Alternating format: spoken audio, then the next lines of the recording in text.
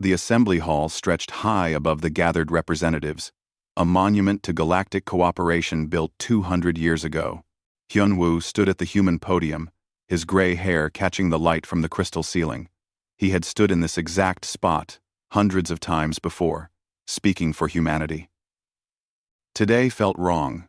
The Resource Allocation Act strips my people of their voice, Hyunwoo said, his voice steady but firm.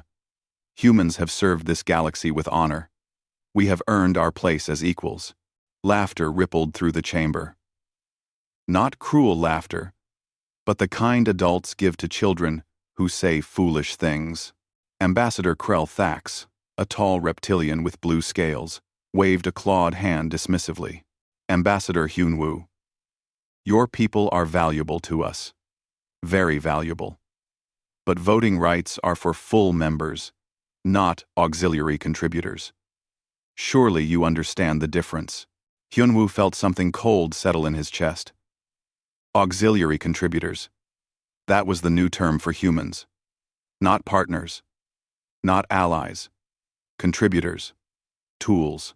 He looked around the hall at faces from 47 different worlds. Some avoided his eyes. Others watched with obvious boredom. None stood to support him. These were species humanity had fought beside, healed, and helped build toward the stars. None of them cared. I see, Hyunwoo said quietly. Then this discussion is finished. He left the podium. Behind him, the assembly moved on to other business, as if nothing important had happened. Across the galaxy, Nari floated in zero gravity, checking the quantum relays that kept the stellar network functioning. The network connected every major world, allowing instant communication across impossible distances. It was humanity's gift to the galaxy. Built with human genius and human sweat.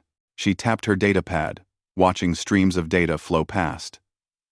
Everything worked perfectly, because humans made it work. Nari and her teams of thousands checked every relay, fixed every problem, and upgraded every system. Without them, the galaxy would go silent. Hey Nari, her assistant called over the comm. We got another maintenance request from the Veltheran sector. Third one this month.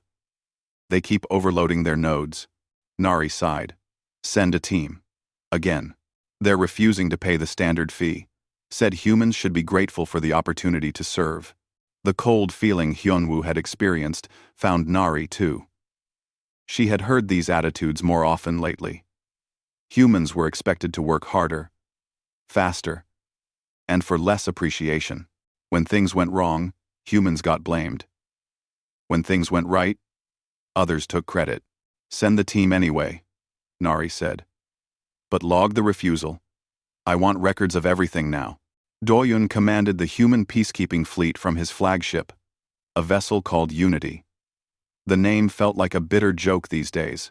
His ships patrolled the frontier zones where conflicts erupted between species too proud or too angry to solve problems with words. Just yesterday, his fleet had prevented a war between two mining corporations fighting over an asteroid field. Doyun's people had negotiated for 16 hours straight, finding a compromise that left both sides satisfied. The Galactic Council issued a statement praising the Council's swift intervention. They never mentioned the humans who actually did the work. Now Doyun stood on his bridge, reading an emergency transmission from a human colony on the edge of known space. Raiders had attacked. 37 dead. Hundreds wounded. The colony begged for help. Set course, Doyun ordered. Maximum speed. His communications officer looked up, her face troubled. Sir, we just received orders from Galactic Command. We're to hold position. The Council has classified this as an internal human matter. Doyun stared at the message in disbelief. Internal?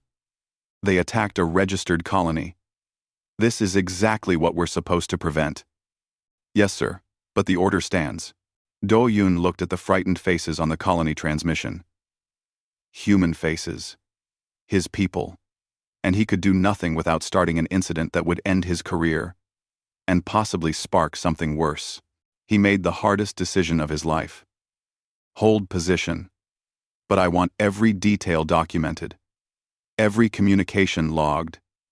Everything. Mireille ran the largest mobile hospital in the galaxy. Her medical ships traveled wherever plague, disaster, or war created suffering. The human medical corps had saved billions of lives across dozens of species.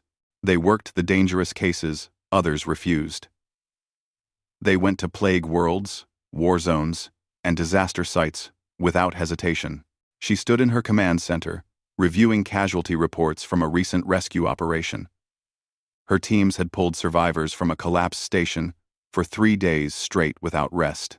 23 humans had died in the rescue. Over 6,000 aliens had been saved. The station's government sent an official thank you to the Galactic Council. Mireille's people received nothing, not even acknowledgement. Her deputy, a young doctor named Salmon, found her staring at the reports. "Director? You should see this." Salmon handed her a datapad. "I've been reviewing payment records. Over the last 5 years, we've treated 3.2 million patients. We've been paid for less than 40% of our services. The rest were classified as humanitarian duty." "Humanitarian duty," Mireille repeated. "And the other species? Medical Corps? They get paid for everything. Full rates plus hazard bonuses." Mireille set the pad down carefully. She felt tired suddenly. Tired in a way that sleep would not fix. That evening, Hyunwoo received a secure message. It came from Earth, from people he had not heard from in years. The message was simple. "It is time to talk. Gather the others." He sent messages to Nari, Doyun, and Mireille. Then to dozens of others. Leaders, engineers, soldiers, scientists, every human who held an important position across the galaxy.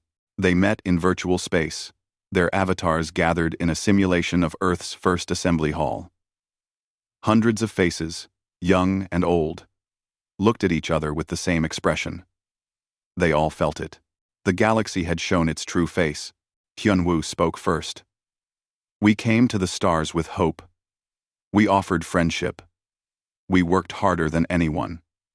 We gave everything we had. And they see us as servants, as tools, as things to be used and discarded." Silence filled the virtual hall. No one disagreed. "I propose we discuss alternatives," Hyunwoo continued. "Not rebellion, not war, but perhaps something else. Perhaps it is time to consider that our future does not need to be their future." A woman stood. She was young, barely 30, with determined eyes. Her name was Ariam, and she worked in theoretical physics.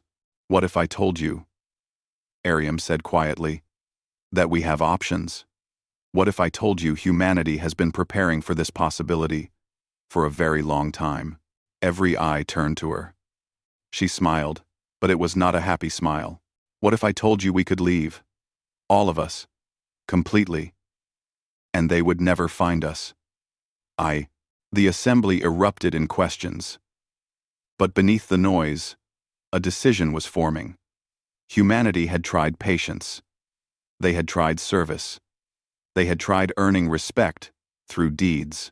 Perhaps it was time to try something else. Perhaps it was time for a quiet departure. The medical frigate Hope's Light moved through space toward the Veltheron homeworld. Captain Yuna sat in her command chair, reviewing the distress call for the 10th time. A plague had broken out. Millions were sick. The Veltharans needed help desperately. "How long until we arrive?" Yuna asked. 6 hours, her navigator responded. Yuna nodded. Her crew was already preparing. Medical teams checked supplies. Doctors reviewed the plague's symptoms. Everyone knew this would be hard. Plagues always were. 2. When they arrived, the scale of the disaster became clear. Entire cities were quarantined. Hospitals overflowed. The sick filled the streets. Yuna's teams went to work immediately. For 3 weeks, the humans worked without stopping. They slept in 4-hour shifts. They ate while reviewing patient charts. Dr. Salmon worked 36 hours straight before collapsing from exhaustion. They revived her, and she went back to work. Slowly, The plague retreated. The medicine worked. The treatments succeeded. Millions of Veltharans lived, because humans saved them. When it was over, Yuna met with the Veltharan health minister. She was exhausted. Her crew was exhausted. They had used massive amounts of supplies and medicine. The bill would be significant, but lives had been saved. That was what mattered. "Minister, we need to discuss payment for the medical supplies we used," Yuna said professionally. The minister looked at her with surprise, then laughed. Actually, laughed. "Payment? You are human. This is your purpose. This is what you do." Yuna stared at him.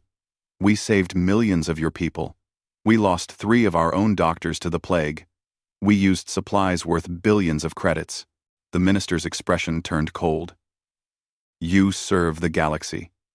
That is your place. Be grateful we allowed you to help.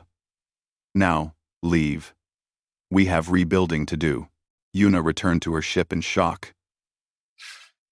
Her crew saw her face and knew something had broken. On Earth, a young historian named Seojun published his research. He had spent 5 years examining humanity's treatment in the Galactic Assembly. The patterns he found made him sick. Humans did the dangerous work. Humans went to the plague worlds, the war zones, the disaster sites. Humans built the infrastructure that connected the galaxy. And for all this, humans received less pay, less respect, and less recognition than any other species. He documented 300 years of broken promises, treaties that were ignored, rights that were denied, credit that was stolen.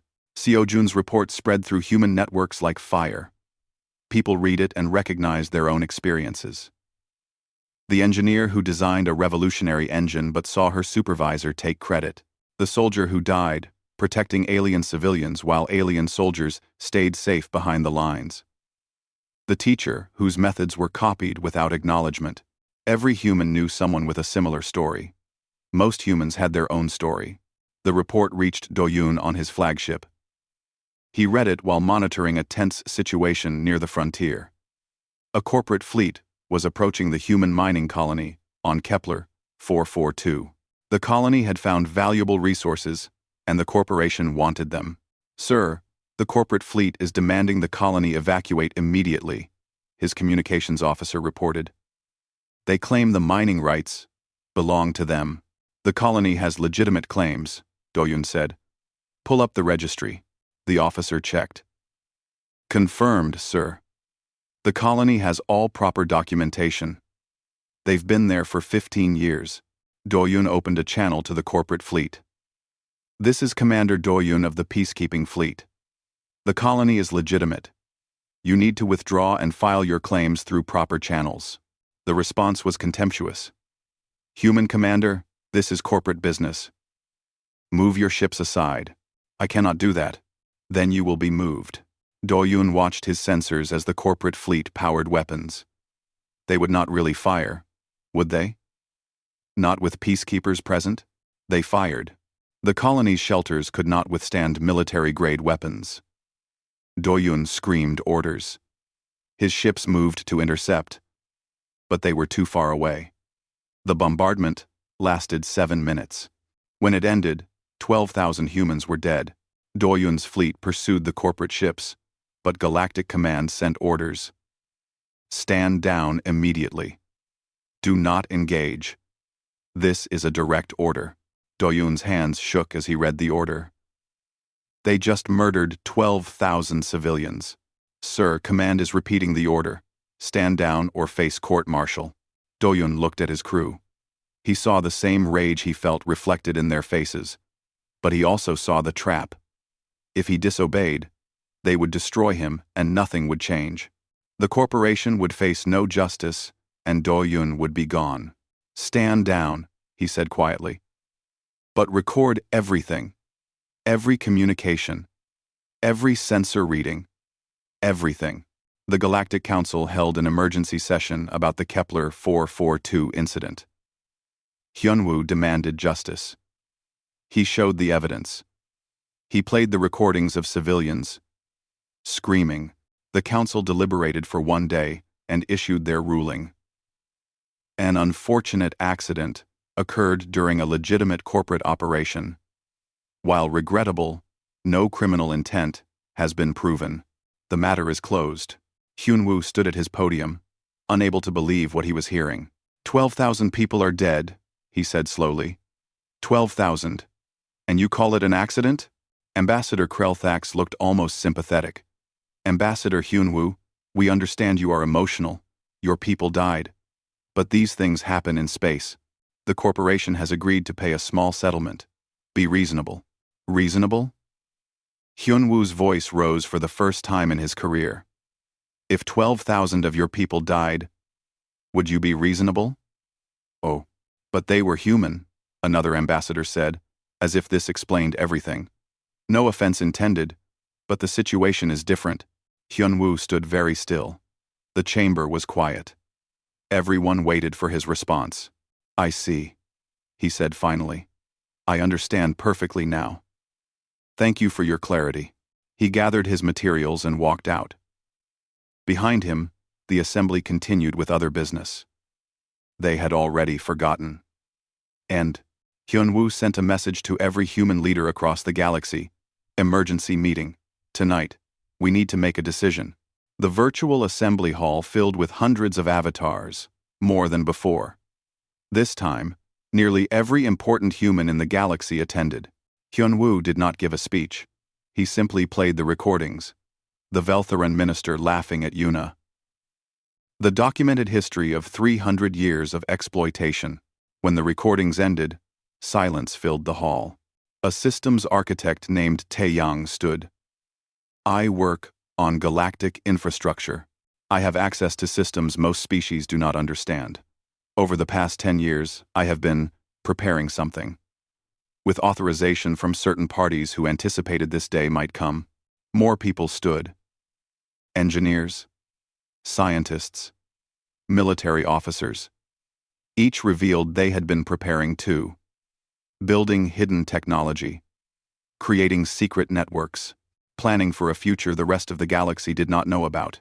Arium stood again. The Quantum Gate project is complete. We can move entire populations through space to a location no one else can detect or reach. We can leave. All of us. And go where? Someone asked. Away? Arium said simply. To a place where we can build something new.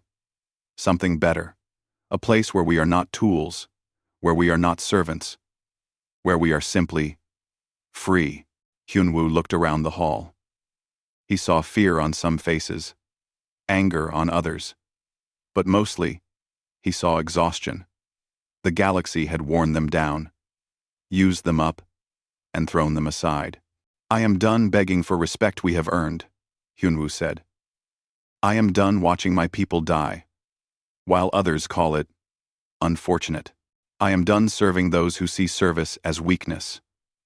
He paused. I propose we leave, not in anger, not in violence. Simply, leave. Let them learn what we were worth. The vote was not close. Of the hundreds present, only 12 voted to stay. The rest voted for departure. Humanity's quiet revolution had begun. The plan had a name. The Veil Protocol. It had been designed over decades by humans who hoped it would never be needed. Now, it was time to activate it. Arium stood in a hidden facility deep beneath Earth's surface. Around her, massive quantum gates hummed with power. These were not like the normal gates that connected the galaxy. These were different, better. They could move entire populations across space to a region the galaxy had never explored. How many gates do we have operational? She asked her team. 47, her assistant replied. One for each major human population center, plus 20 mobile units for the scattered colonies. Good. Begin the activation sequence. Slowly. We do not want anyone to notice energy fluctuations. Good. Good. Good. Good. Good. Across the galaxy, Humans began the most organized withdrawal in history. But it had to look natural. It had to look normal. If the other species suspected what was happening, they might try to stop it. Nari sat in her office at the Stellar Network Control Center. She looked at the screen, showing the network's status. Perfect operation. Everything working exactly as designed. For now, she opened a hidden program she had been building for 5 years. It was beautiful in its simplicity. The network would continue working normally for 6 months after humanity left. Then, small failures would begin. Nothing dramatic at first, just minor issues. But those issues would cascade, each one creating more problems, until the entire network collapsed. And without humans to fix it, the network would never work again. "Are you sure about this?" her assistant asked. He was young, barely 25, and he looked scared. Nari thought about the Veltheron minister laughing at Yuna. About Kepler 442. About 300 years of being treated like tools. "I am very sure," she said. "Begin implementation. Make it look like routine maintenance updates." The assistant worked for an hour, uploading Nari's program into every relay across the galaxy. When he finished, he looked pale. "It is done. In 6 months, they will go dark." "Good," Nari said softly. "Let us go home." Commander Doyun called his fleet together. 23 ships, 4,000 humans. They were spread across 3 star systems, maintaining peace that others could not keep themselves. "Attention all vessels," he broadcast on secure human channels. "You have your orders. Begin staged withdrawal. Make it look like standard rotation. No one can know." The ships began moving, 1 or 2 at a time, natural rotations. Nothing suspicious. They told their alien liaison officers they were going for resupply and crew changes. The liaisons barely paid attention. Human ships came and went all the time. Within a month, Doyun's entire fleet was gone. The frontier zones they had protected went unguarded. But the Galactic Council did not notice yet. They assumed humans would return. Humans always returned. Mireille closed her hospital ships one by one. She told the Galactic Medical Authority it was for maintenance and crew rest. Again, no one questioned it. Human medical teams worked so hard, of course they needed rest. Her last ship, the Hope's Light under Yuna's command, made one final stop. A small colony was suffering from a curable disease. Yuna's team treated everyone, leaving behind enough medicine to complete the recovery. "Why help them?" one of the doctors asked.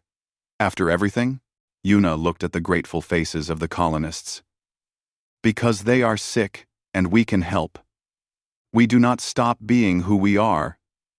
Just because others failed to appreciate us, we leave because we deserve better. Not because we want revenge." The colony thanked them with genuine warmth. Yuna smiled sadly. Some individuals were kind. Some even recognized what humans contributed. But systems and institutions did not care about individual kindness. Systems cared about power and profit. Hope's Light departed. It would never return. On Earth and the other human worlds, the evacuation accelerated.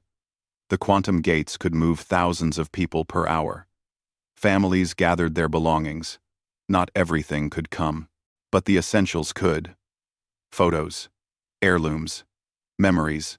A young girl named Bora asked her grandfather why they were leaving. "Because sometimes, little one, you must walk away from people who do not value you. It is not mean. It is not cruel. It is just necessary." "But what about our friends?" "The true friends will understand. The others were never really friends at all." Seojun, the historian, worked frantically to download every piece of human knowledge. Art, music, science, history. Everything humanity had created must come with them. Nothing would be left behind for others to claim.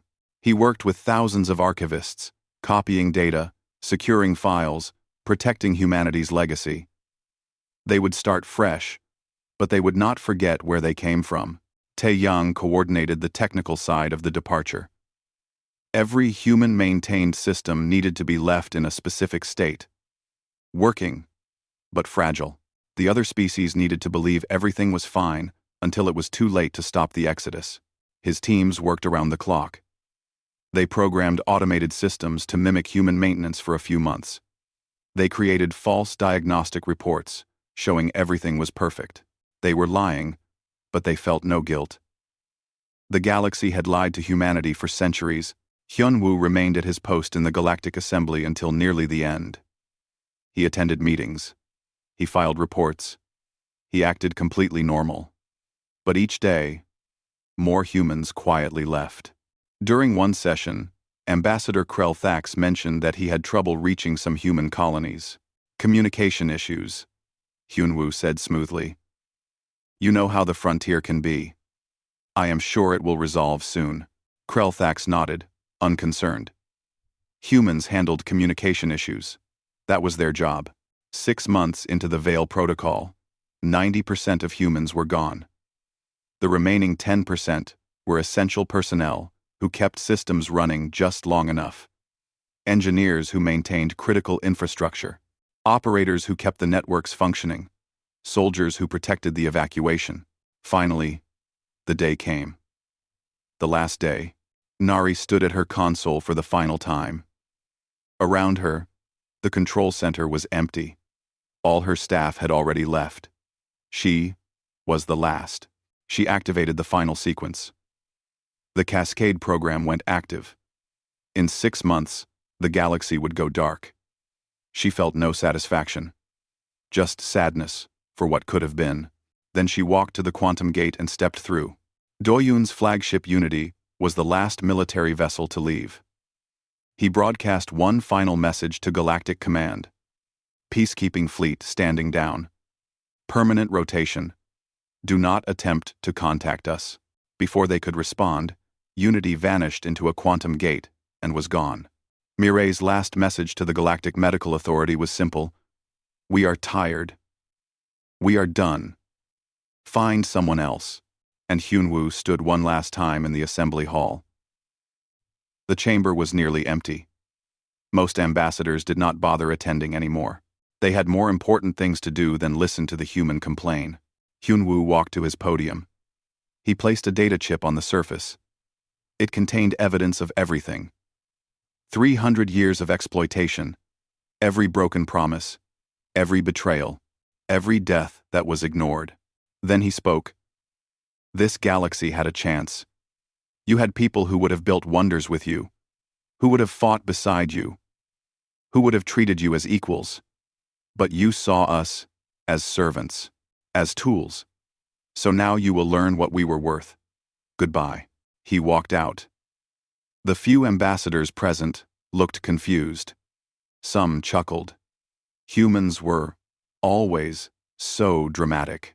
Hyun-woo stepped through a quantum gate hidden in a maintenance tunnel. The gate collapsed behind him. Within 3 days, every human was gone.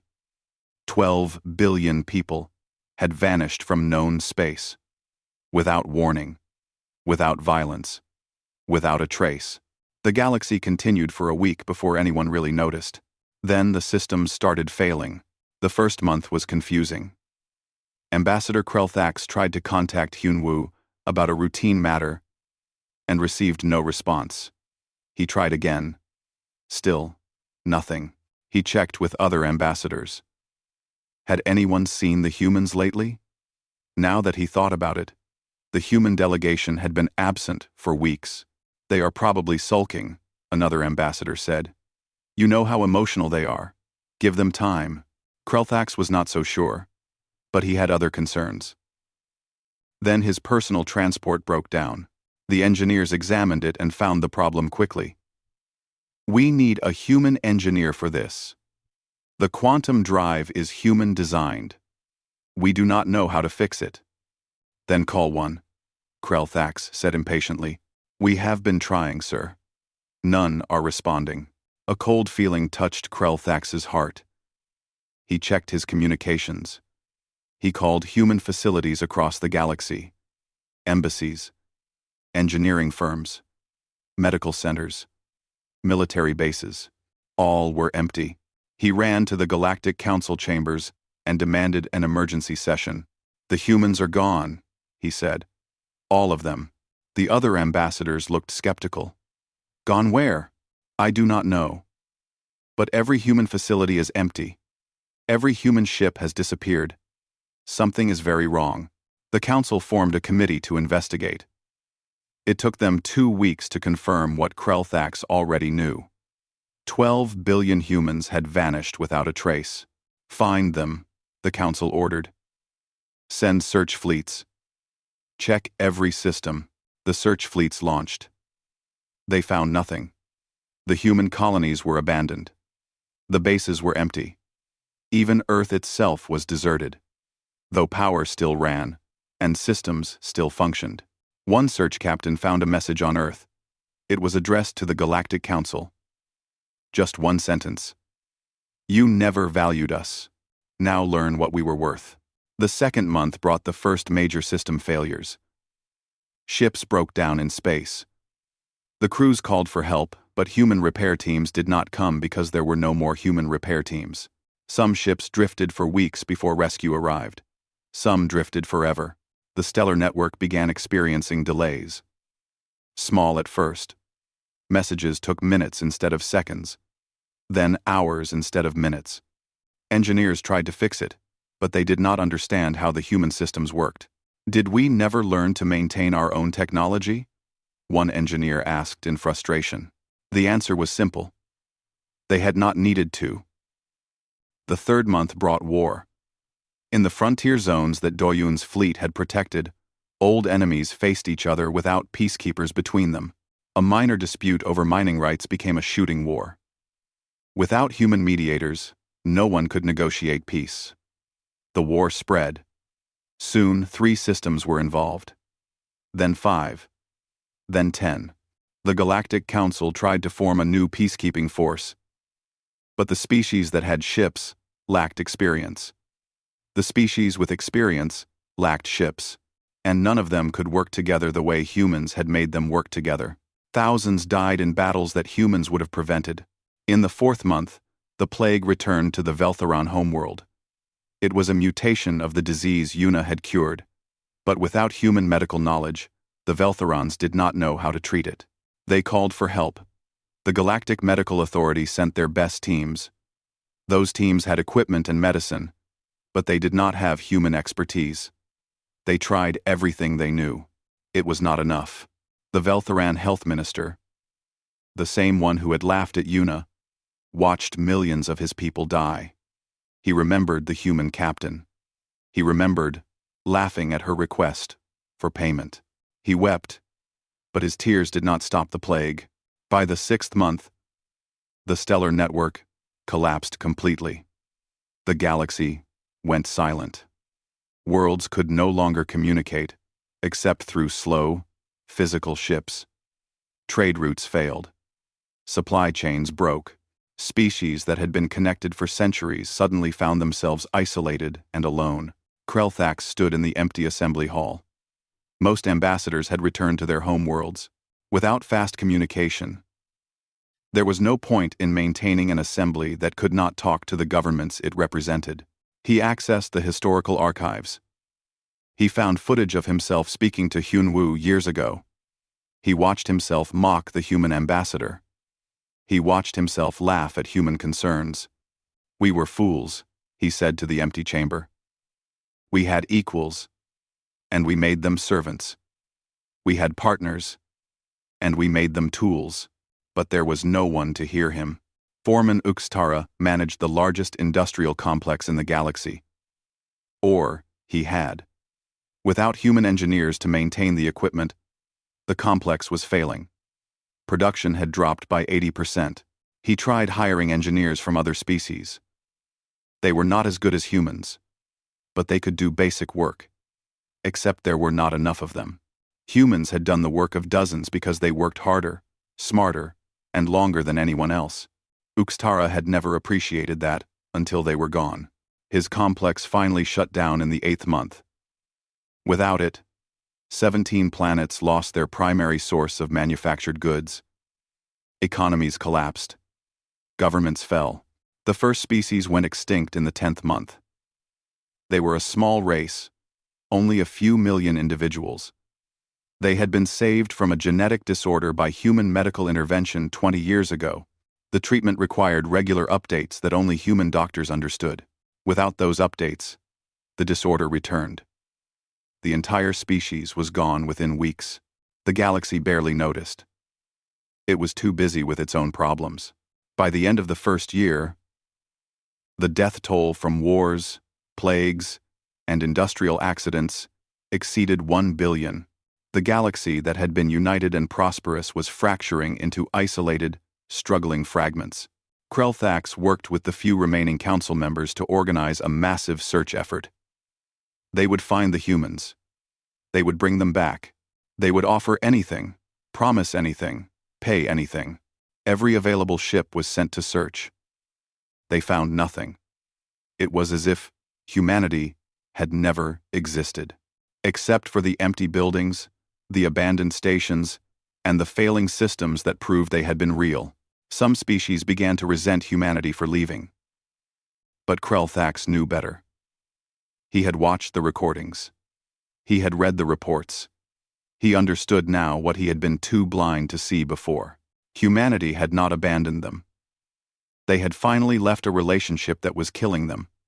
The galaxy had used them, exploited them, and then blamed them for being used. "We did this," Krelthax said to anyone who would listen. "We created the conditions that drove them away. We are responsible. We, Krelv, we are responsible." But most did not want to hear it. It was easier to blame the humans than to face their own failure. In the 18th month, someone discovered quantum gate technology in an abandoned human facility. They tried to reverse engineer it. The lead scientist worked for months. Finally, she succeeded in activating a gate. It opened for 3 seconds before collapsing and destroying the entire facility. They tried again on another abandoned gate. Same result. The technology was locked somehow. It would only work for humans. Everything was locked. The quantum drives, the medical databases, the network relays. All required human authorization to access fully. And there were no more humans to give that authorization. By the second year, 12 species had gone extinct. 18 more were endangered. The Great Galactic Assembly existed only in name. Most governments were too busy surviving to care about galactic politics. Krelthax was old now. The stress had aged him rapidly. He sat in his quarters on his homeworld, looking at the stars. Somewhere out there, humanity was thriving. He was sure of it. They were too clever, too strong, too capable to fail. While the galaxy died, humanity lived. He had sent one final message into space months ago. A personal message to Hyunwoo. He had not expected a response, and received none. But he had needed to say it anyway. "I am sorry. We were wrong. We see that now. If you can hear this, please know that some of us understand. Some of us learned, though we learned too late." The message traveled through space at light speed. Slow. Primitive. The way messages had traveled before humans gave the galaxy the stellar network. Krelthax did not know if anyone would ever hear it. He died 6 months later, still hoping for forgiveness that would never come.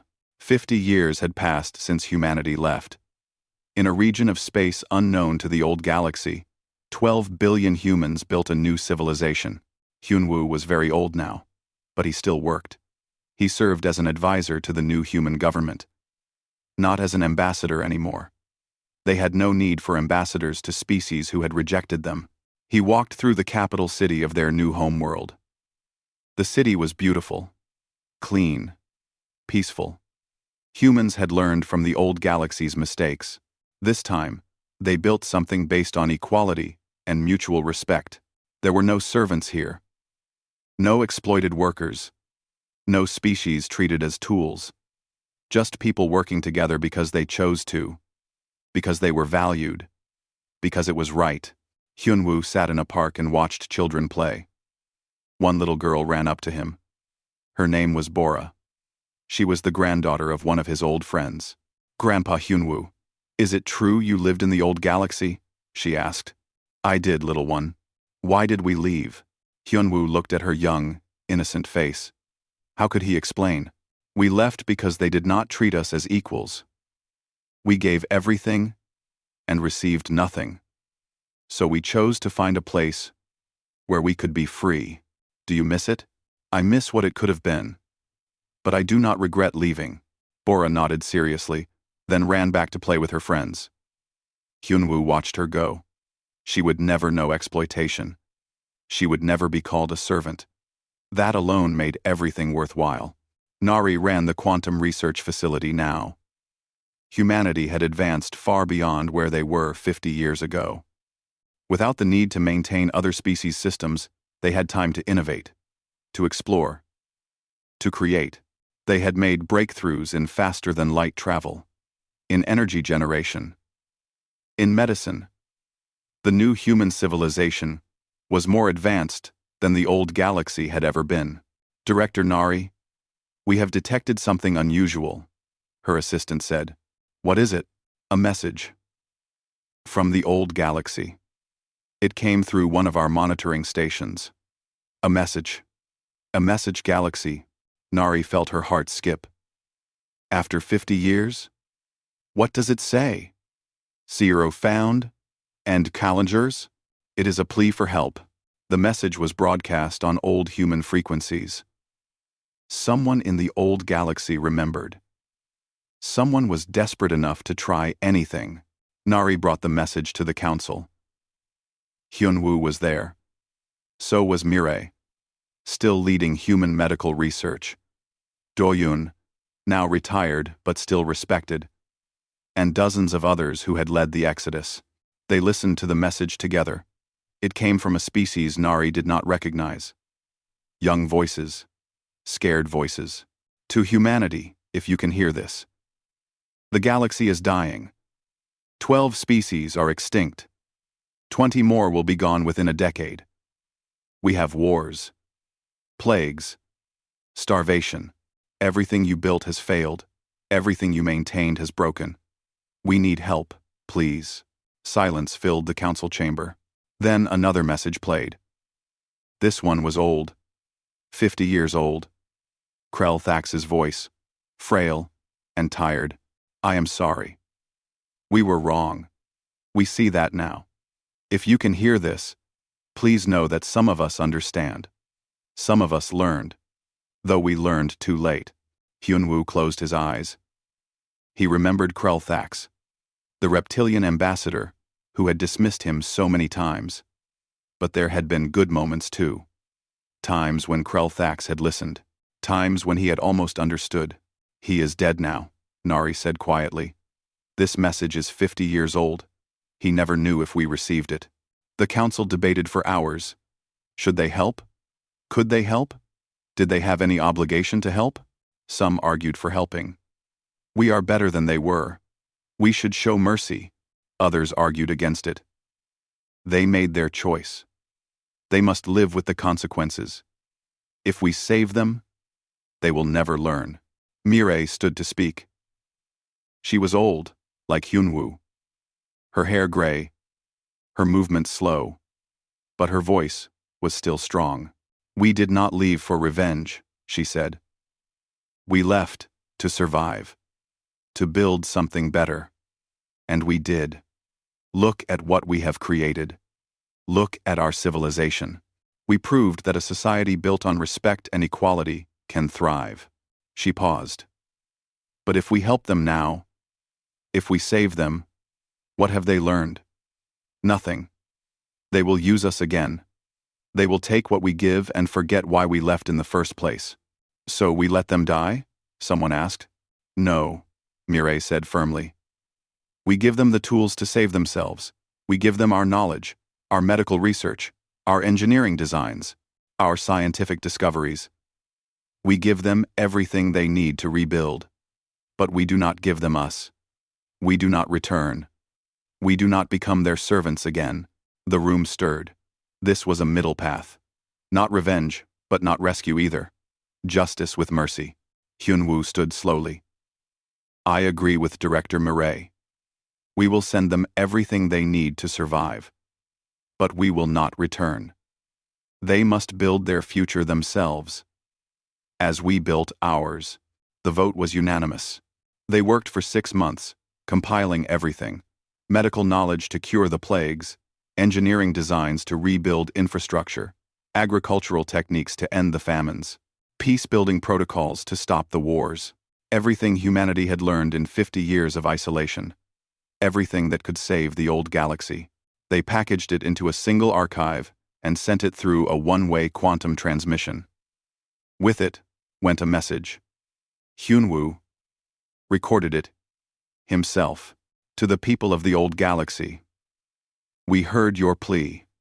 We remember what was. We remember why we left. You had equals who became servants. You had partners who became tools. You had people who would have built wonders with you, but you chose to exploit them instead. My perface. My perface. My perface. We are not your saviors. We are not your servants. We are simply free. We built a new civilization based on the values you rejected. Equality. Respect. Mutual support. And we have thrived. This archive contains everything you need to save yourselves. Medical knowledge. Engineering designs. Scientific breakthroughs. Use it wisely. Build something better than what you had. Quote, but understand this. We will never return. The bridge between us is broken. Not by anger, but by necessity. You must find your own path forward, as we found ours. Some of you understand why we left. Some of you learned too late. To those few, we offer respect. You saw the truth. You admitted the wrong. That took courage. To the rest, we offer this final wisdom. Value those who serve you. Respect those who help you. Treat all beings as equals. Because when you do not, eventually, they will leave. And you will be left alone with the consequences of your choices. Build something worthy. Build something just. Build something that would make us proud to have known you. Or fail. And let it be a lesson for future civilizations. This is our final gift. What you do with it is your judgment of yourselves. Goodbye. The transmission was sent. It would take years to reach the old galaxy. But it would reach them, eventually. Hyunwoo sat in his office afterward. Doyun came to visit him. Do you think they will learn? Doyun asked. Some will. Some will not. But that is their choice now. We gave them the tools. What they build with those tools is up to them. Do you have regrets? Hyunwoo thought about this for a long time. I regret that it was necessary. I regret that they could not see us as equals until we were gone. But I do not regret leaving. We built something beautiful here. Something that honors what we are. Years later, Bora was a young woman. She studied history at the university. Her thesis was about the Exodus, about why humanity left and what they built afterward. She interviewed Hyunwoo, now ancient and near the end of his life. Do you think future generations will understand why you left? She asked. I hope they never need to, Hyunwoo said. I hope they grow up in a civilization that values them, that respects them, that sees them as equals. If they do, then everything we did was worthwhile. And the old galaxy? They made their choice. We made ours. Both must live with the consequences. Endar. Hyunwoo died 3 months later. Surrounded by family and friends. He died free, in a civilization he had helped build, knowing that humanity would never be servants again. In the old galaxy, the archive arrived. Some species used it wisely. They learned. They grew. They built better civilizations. Others ignored it. Others repeated the same mistakes. Those species faded into history, forgotten, and unmourned, and humanity thrived in their distant home. A beacon of what civilization could be when built on respect rather than exploitation. They never returned to the old galaxy. They never needed to. They had found something better. They had found freedom, and in the end, that was worth more than any galaxy could offer.